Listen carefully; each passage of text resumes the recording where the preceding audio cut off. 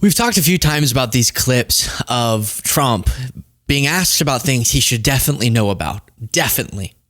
This Russian official assassinated. These, U.S. soldiers went missing and ended up dying. And he just doesn't know. He doesn't know. And there's those viral clips of his legal counsel or whoever explaining, all right, this is what you're signing, right? And it's not to say, oh, Trump's not the president. He is.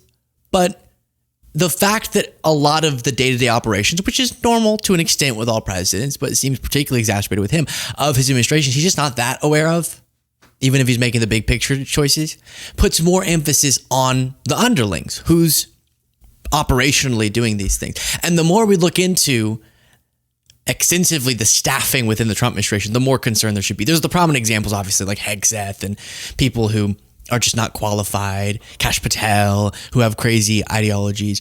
But today we're going to focus on one part of this that came out in some new information. I want to start, though, with a reminder of Trump's speech moments, because I think as we examine in this segment, as we're going to do when Brittany Page will break this story down for us, the extremists or extremism associated people that are working an important job in Trump's administration, it shouldn't surprise us. Anti-Semitism is one of the things we're going to talk about, given that this is how Trump publicly speaks. Obviously, he's going to attract those types of people into his administration. Any Jewish person that votes for her, especially now, her or the Democrat Party, should have their head examined. If I don't win this election, and the Jewish people would really have a lot to do with that if that happens. And if Jewish people are going to vote for Joe Biden, they have to have their head examined. So that's just one example on how he talked about Jewish folks voting for him. But obviously, you have a bunch of other examples that just connects to some of the specific type of extremism we're going to talk about in this segment. Of course, that's going to attract the worst kind of staffers. Brittany Page, thank you for being with us to break this down. It's Brittany. Oh, wow. There's like an effect on it this time. I really love that. Just for you. Thank you very much. I missed you since we, skipped last week. I feel like it's been a month and not just a week. So thank you so much for having me back. Last Wednesday, I just felt a big void in my heart. I went to bed sobbing. So did I. All right. So, Brittany, explain to us, again, we've talked about these prominent examples, but sometimes because we put so much emphasis on the Hegseths, the Christine Noems, etc., we miss the extremism and hateful ideologies that are embedded in all these other positions throughout the Trump administration. That is a great point. And this is new NPR reporting. They found through an investigation that multiple Trump White House officials have ties to anti-Semitic extremists. And I want to go back to something you said, because it's very important to note that there's always this argument. Is Trump a racist? Is Trump anti-Semitic? What are his actual views given the people that he surrounds himself with? And I think it's important to note that really, it doesn't matter what's in Trump's heart. All we need to look at is the impact of his actions, and we can look at who he surrounds himself with. We'll get into these people who are in his administration, but also there's things like him having dinner with Nick Fuentes, a prominent white power activist who will come up later in this reporting. There's things like today, him confronting the South African president about white genocide, the lies about white genocide, his obsession with birth rates, with Elon Musk, people like Matt Walsh, conservatives who are more openly talking about white genocide, the Great Replacement theory, these conspiracy theories that are in racist white power activist circles, overseeing the banning of books related to racism at like the Naval Academy. I mean, they took the bell curve. They let the bell curve stay on the shelves. They let Mein Kampf stay on the shelves, but they took a book that was critical of the bell curve off the shelves. The bell curve, of course, is a book that argues that Black people are genetically inferior to white people. So that's the impact of Donald Trump's behavior. Is he personally a racist? I don't think it matters. But this reporting gets into some of these people that he's decided to surround himself with while pretending like he's leading the charge against anti-Semitism. So the first one is Paul Ingracia. I may be pronouncing that incorrectly. In fact, I likely am pronouncing that incorrectly. He's currently the White House liaison to the Department of Homeland Security. So not just like a coffee errand person. This is someone who has power in the administration. According to this reporting, he attended a June 2024 rally in Detroit led by Nick Fuentes. Again, that prominent white power activist who denies the Holocaust happened. He's a proud white nationalist. He uses racial slurs with glee and joy. I don't know, Luke, if you've spent a lot of time talking about Nick Fuentes. Yeah. Has he come up? Yeah. Yeah. And recently we got an offer. Do you want to have a debate or conversation with him? And I was like, let me think. That's tough. Absolutely 100% no. Thanks for the offer though. Yeah. I'm like, I don't know if there would be a point to that, but I don't think that would go anywhere. So at that rally that this liaison to the Department of Homeland Security attended, supporters were chanting "Down with Israel." And Nick Fuentes said, "I don't know about you, but calling Donald Trump a racist only makes me like him more." And again, Paul Ingracia has written actually that Nick Fuentes should be, at the time he was banned from Twitter, X, and he argued that dissident voices like Nick Fuentes belong in conservative politics. So this is a person who's currently serving as the White House liaison to the Department of Homeland Security, who is praising, just heaping praise onto Nick Fuentes and attending his events. And what I find funny about this article is later on, they ask him for a comment and he says he attended the Fuentes rally by mistake. Oops. And it's like, wait a minute, what about the writing about how he needs to be restored to Twitter and his voice is really important in conservative politics? Was that a mistake too? Was that a little oopsie? I mean, who among us hasn't just stumbled, like you're just kind of walking and then you accidentally trip and you get a ticket to a KKK rally? Like who, I mean, it happens. Like it does. You know how sometimes you take the wrong turn? Like that happens, but except you get a ticket and go to a rally and cheer for open racism. You made a great point to it, which is that obviously that's absurd, but that Trump is right now justifying his censorship, his ripping people off of the street for writing op-eds that Trump, doesn't like, whatever, and going against people's freedom of speech and trying to get Harvard to do whatever Trump wants them to do under the banner of it's because we're fighting anti-Semitism, right? That's the justification, because he believes if he says that, then it's a conversation ender. Like, no, but I'm just doing all these things and directing my IRS in ways that is illegal, it seems,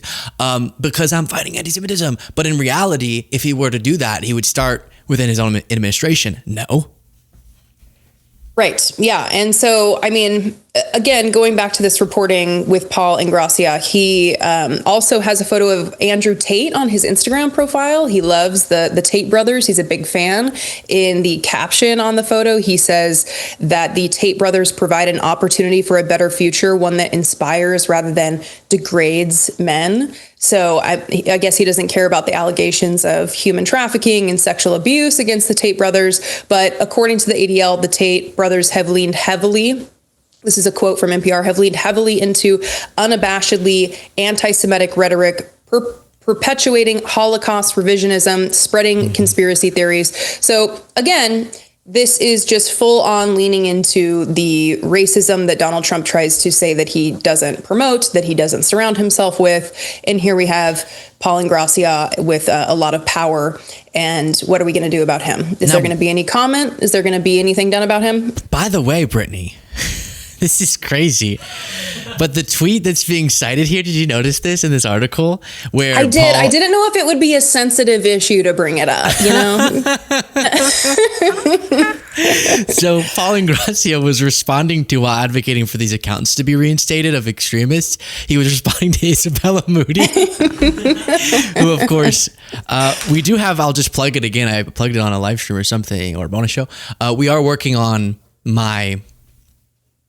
finally breaking my silence on why the show ended that I had with her, where we were debating because she's far right, and my feelings on the whole thing and the fact that she went back to all the stuff she was doing before. But yeah, that's an interesting little connection.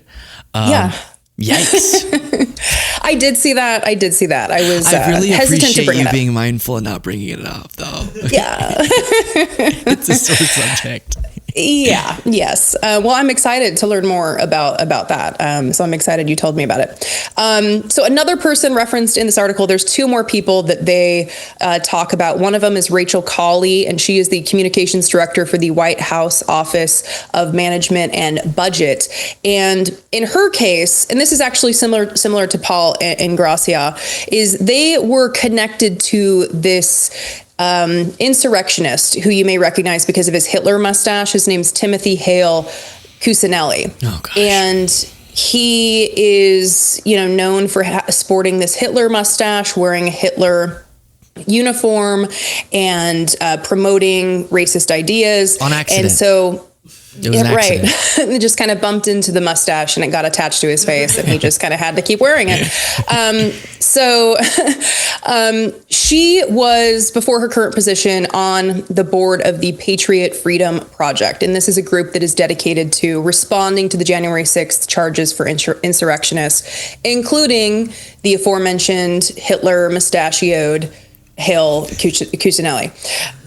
So she has publicly and vigorously defended him and this Patriot Freedom Project that she used to work for, according to NPR. In 2022, the founder of the Patriot Freedom Project gave a lengthy interview to the explicitly white nationalist website Countercurrents. The editor-in-chief of Countercurrents authored a book called The White Nationalist Manifesto and has written about Hitler's significance for our struggle. Okay? That's the organization where she worked. My goodness. Not good. Not When good. Trump said they're not sending their best, I didn't realize it wasn't, across the southern border that was applicable to that phrase, but his administration. Yeah. And I mean, this is scary stuff, having people Yeah. in positions of power that are active in white power activist circles. Yeah. And the last one that they mention is Ed Martin. Ed Martin was kind of appointed by Trump to various positions in the Department of Justice. Most recently, he had a failed nomination for the U.S. Attorney for D.C., thankfully, because he's a very dangerous person. But he, again, has a connection, a tie to this Hale Cuccinelli, this Hitler mustachioed insurrectionist. And interestingly enough, Ed Martin's lies went so far that Republicans just couldn't defend him anymore because he had lied about not knowing about the Hitler mustache and the Hitler uniform and all the Hitler stuff. And then it turned out he actually interviewed Timothy on his podcast about those very issues. And so he couldn't necessarily run away from those lies when there was video evidence of him talking about those things. The photo was of you. I've heard you say it before. You had a mustache shaved in such a way that you looked vaguely like Hitler, and making jokes about it. Again, not your best moment, but not illegal. But also leaked in such a way that it made it that the whole class of people could be painted as something, and the whole jury pool could be. What happened? When did you first hear that photo was out and being posted on the internet? He didn't know. Edward, we caught you, Edward. That's crazy. Seems like he knows. I think he knew. Yeah, he knows a lot about it, in fact. So these are the three main people that NPR has identified as having close ties to anti-Semitic extremists. All the while, the White House wants to pretend like they are really going after anti-Semitism and it's an important issue for them. Well, maybe they should start with the current people in the Trump administration that hold very prominent positions. Maybe it would be good to start there. Maybe so. And if you felt discouraged by the fact that some of the most public, highest profile cabinet level officials were unqualified, dangerous, and ideologically crazy, and you were hoping, but maybe the people who work for them, right? Okay, Trump's crazy and the people under him are crazy, but the people under them, maybe they're really keeping the wheels moving. Maybe this will make you feel better. Brittany. What can make us feel better at this point, honestly? What can? You, Brittany. Tell people where they can support your work. You can support me right here on YouTube. Please search my name. Please click the link below and subscribe to my channel. I would love, love, love to see you there. Beautiful.